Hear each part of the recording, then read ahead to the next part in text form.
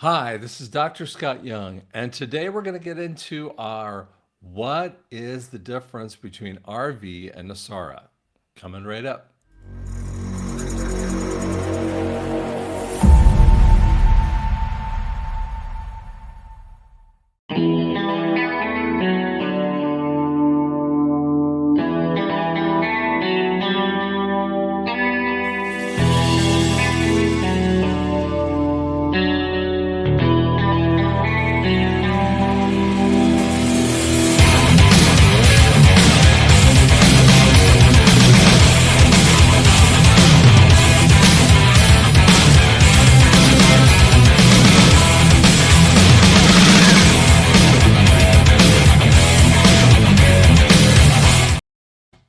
Hi, how you doing today? So today we're going to get into our quick question. I'm going to move this fast. I wish I could answer everything that might come up here.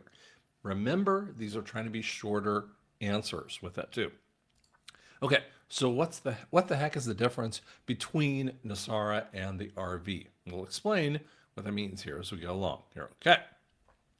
Let's move in to some of these executive orders, and I'm not putting this in order for the executive orders.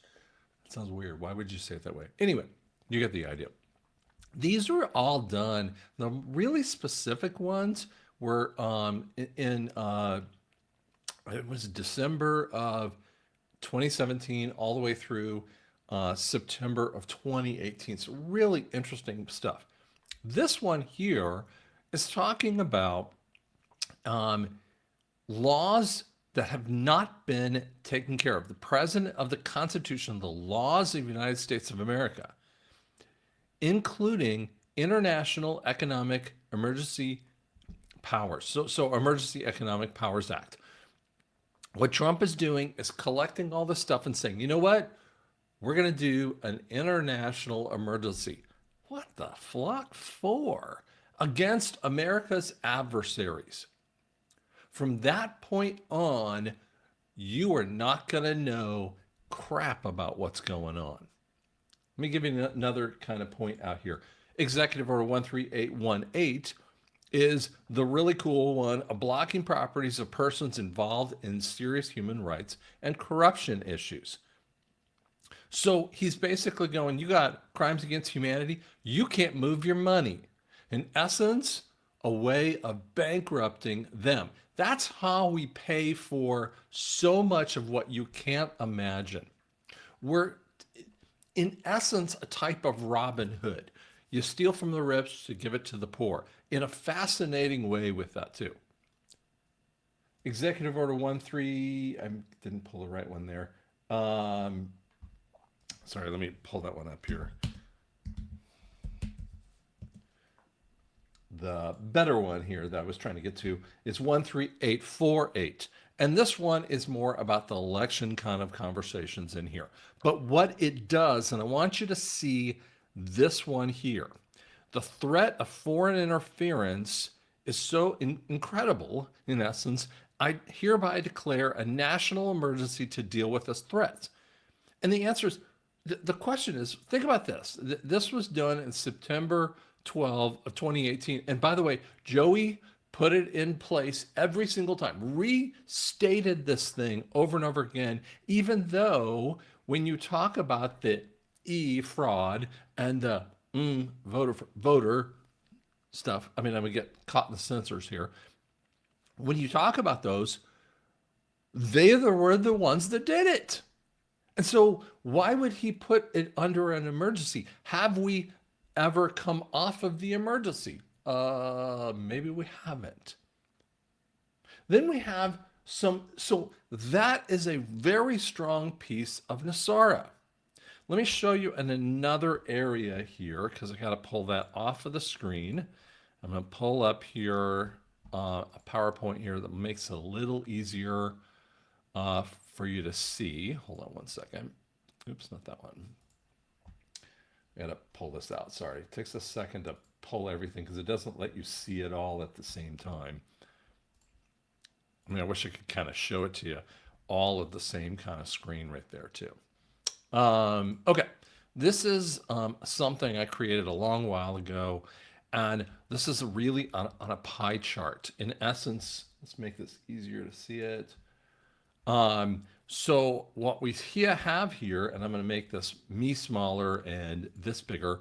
So we have a pie chart and components of them as the EBS EAS that deletes MSM, right? Gold-backed currency, debt forgiveness, bank loan types, on all bank loan types. I mean, don't ask me which one. It's all of them. COVID fraud, deletion of Fed, deletion of IRS, deletion of three-letter agencies. And I actually wrote this years ago. This is not like the first time I ever wrote it. Financial security issue, big tech won't be allowed to censor anymore. Social Security disability increase. Banks will not be charged with compound interest. New QFS voting with that too. Courts restrained into constitutional law. Term limits, right? And you go, that's not happening. Oh, really? Let me pull this one for you here. Sorry, it's going to take a second because I got to pull it off the screen. Come on now. Stop that. Let's show you this one.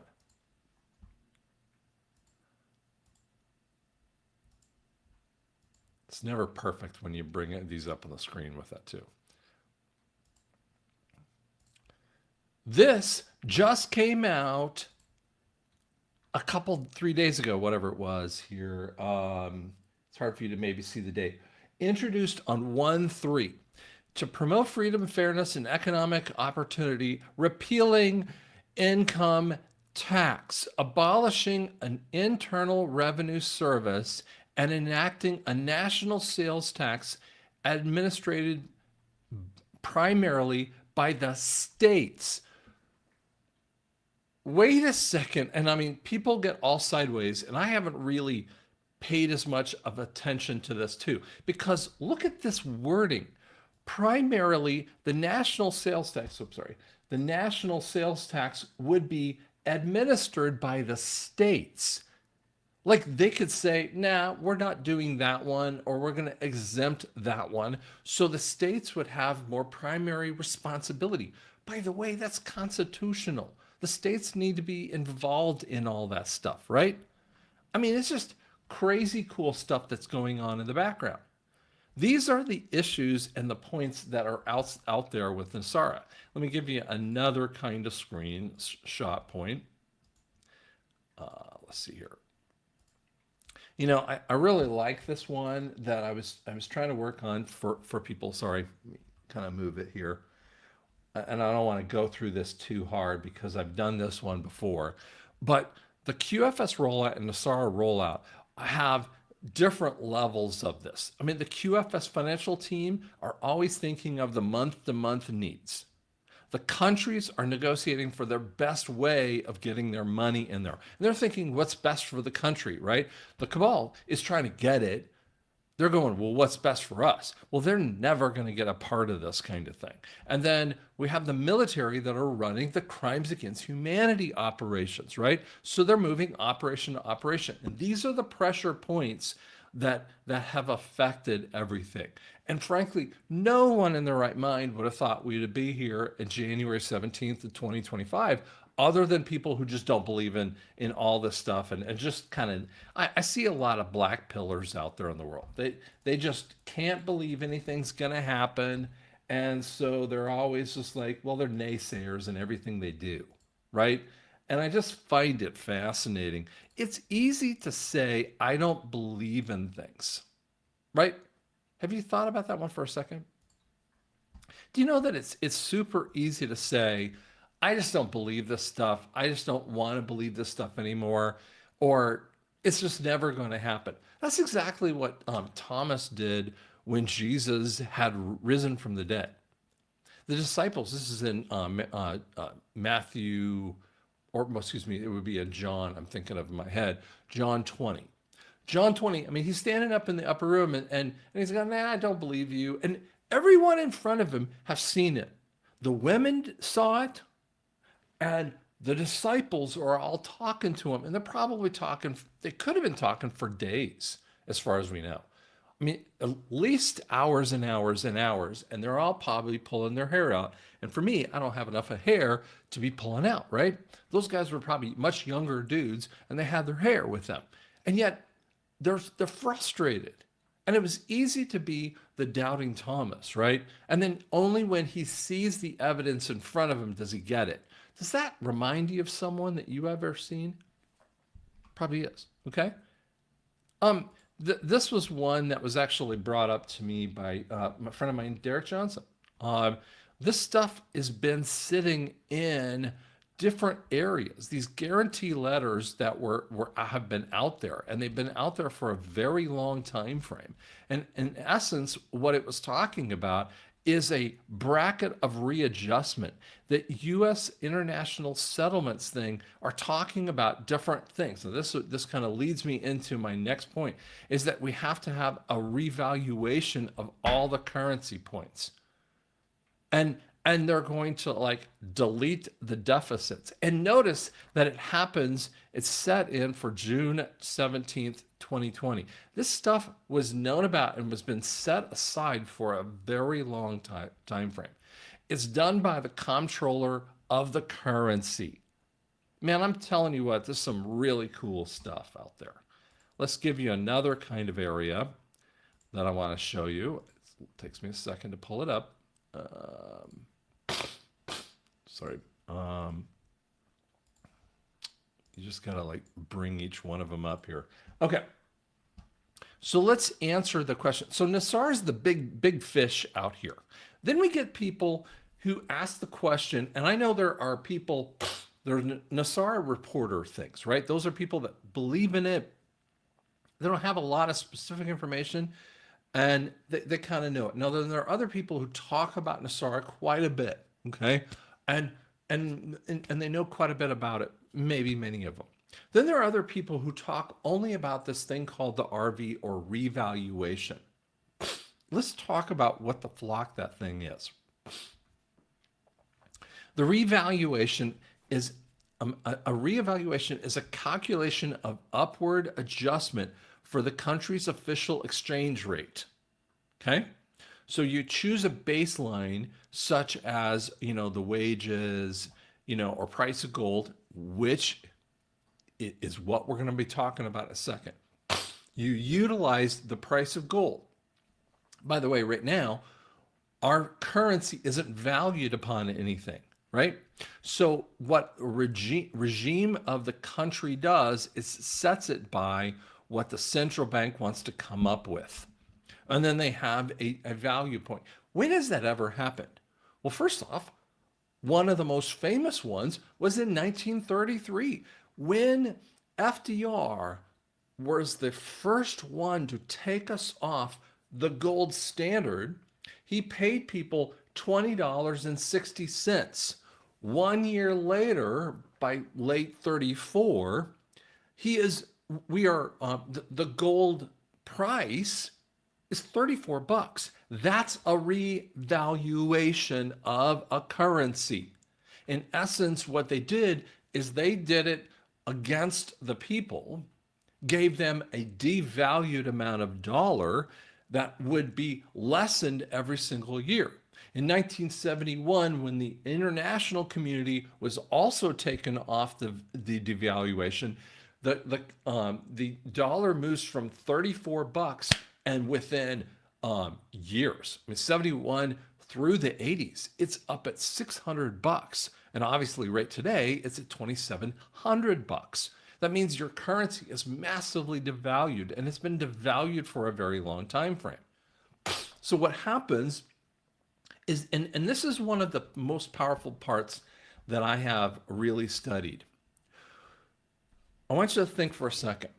And each time you heard whether it was the CIA operative, and who would tell you, throughout, the generations in the 50s and the 60s and the 70s, or you would have a military official, and they would say, we were coming to bring democracy to XYZ country. And you're going, okay, what does that mean? First off, when you look at it and you look at these different countries, what they would do is go into a country, and let's just say Zimbabwe, just as an example of that. What they would do is go in there and say, well, we're going to fix your situation of all your problems. Oh, great. But what they would do is put them under the 8 ball, and they would smash them until they go, you know what? These pressures are out there. So here's what happened.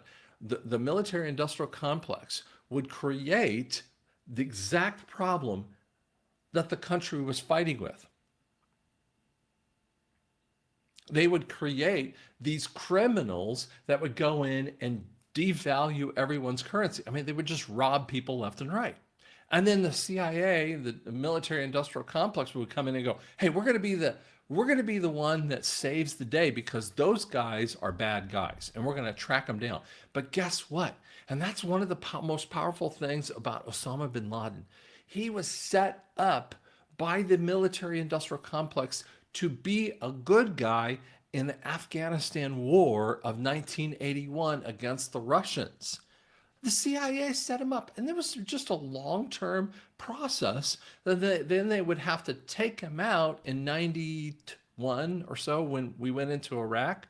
I mean, when they started to deal with the Saddam Hussein kind of point, and then again in '03 when they were going after him from the 9/11 stuff. This is what they do. This is how they do that kind of thing. So gives you an example of what actually goes on here.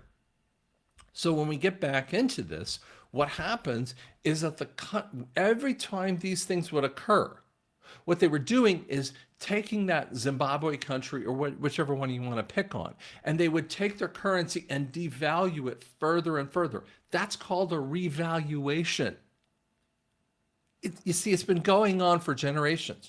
If you knew how massively wealthy many of these countries are, Zimbabwe is just an example. They found a few years ago, it was stated that they had found $13 trillion in diamonds. Like, and they were going, "Oh, we just found it." They found it a long time ago. That was part of the capitulation tour that started in 2017 with Trump and said, "Listen, we're going to help you, but you have to go along with this so we can take out the idiots that have done this moronic thing." Now, one of the things that I see quite a bit of the time when we flip over to this one is that we see a currency revaluation conversation that kind of comes up with a lot of people. It's a process, again, this is the process by which the country adjusts the value of the currency against other currencies, right? And normally, again, it's never a good thing. That's why when people hear about this, they go, "This is not going to be a good thing." The answer is, if the sickos were able to win, they would not make it a good thing. The plan has been for a long time to have Obama in office and then Hillary in office 16 and 20. By the time we were at 2025 right now, we wouldn't be anything more than a communist country. Do you understand what that was? We would have been so devalued on everything. And trust me, we've had some devaluation through the idiot Biden era, right? But nowhere near what it could have been. I mean, I've tracked how much the IRS takes out. Do you know the IRS has been taking out less and less money from paychecks from 21 to 25, even to right now? Why are they taking out less than in Obama timeframe? In Obama's timeframe from 2008 all the way up to 2016, they took out more from your standard deduction and paychecks. Why? It's because they were trying to steal from you. And then as soon as Trump came on and through the Biden years, what happened is they were valuing you up and giving you more of the IRS money. Now, the IRS is going to go away in a little bit. I showed you that one, right? But let's show you the last piece of this puzzle, because the RV is about revaluing the currency up But here's what I hear all the time. And I just typed this into Google. It's just a fascinating point. Some people believe that every single person in America, we're just going to use America as an example, is going to have a is going to be given millions and millions of dollars, and every single person's going to sign this NDA. And I'm going, okay, if everyone signs it, that means everyone knows about it. Why would everyone sign it? First off, there isn't going to be that. Okay. If I gave every single person in America a significant amount of currency, every person, it would devalue the currency. It would create what's called a hyperinflation. And this is exactly what would happen if you believe, like some of these people who are talking about NESARA stuff, that we're going to be given just cash up the wazoo, millions of dollars, right? And I just use the example, if every American suddenly had $1 million, what would happen? Number one is hyperinflation. An injection of trillions of dollars in the economy would have a massive surge in the demand of goods and services. That means everyone would buy something, and it would way exceed the supply. Number two, a dollar devaluation. You devalue that currency, meaning the value would go down. People would lose faith in the currency. Number three, a shift in a wealth distribution. So everyone would have money. Many would quickly lose their purchasing power due to the inflation. And investment and consumption patterns, where people would mess with their investments, and you would have just a lots of change. The labor market, no one would go to work. This is literally words I've said over and over again. The social impact is that you would see people would have social unrest and drastic changes in the economy because no one's doing anything. No one would save anything because they felt like they could spend their money. There would be economic instability. The long-term effects that would mean that no one would be able to make anything because no one's working. Okay.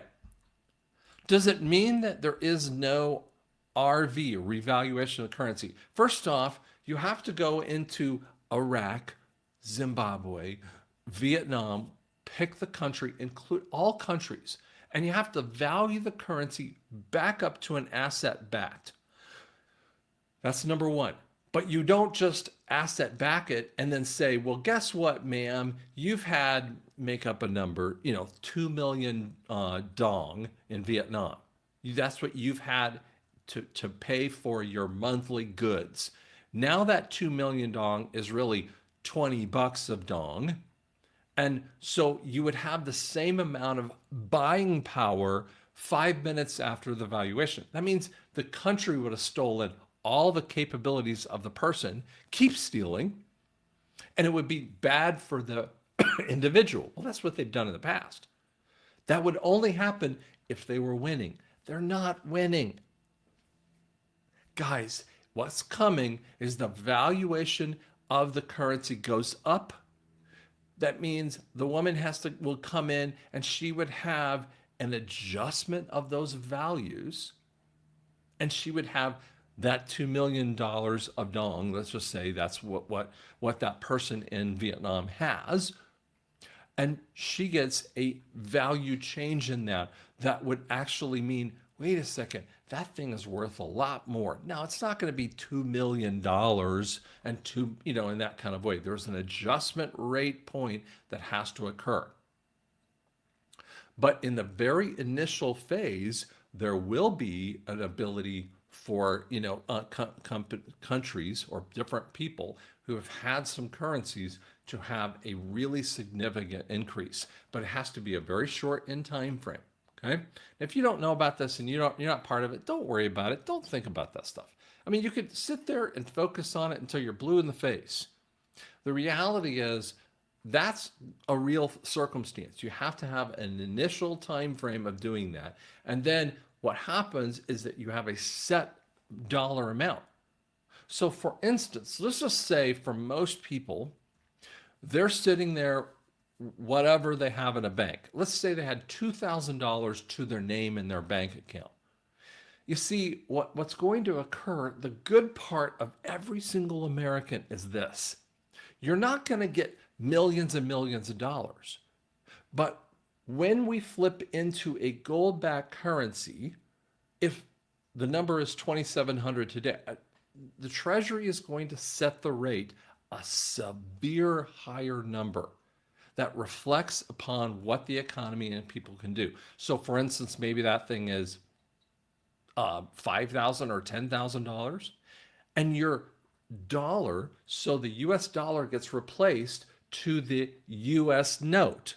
So you had $2,000 dollar bills, right? That were that fiat currency. And then you suddenly have $2,000 of US note worth $5,000 or $10,000 per gold ounce. Whoa. You then have the buying power. So that's just a portion of what has to occur. And I know I spent 25 minutes talking about it here, but I really wanted you to understand it. Hope it helps you out and gives you an idea. Do me a favor, go on and like and subscribe. It'll make a difference for me. Thanks so much.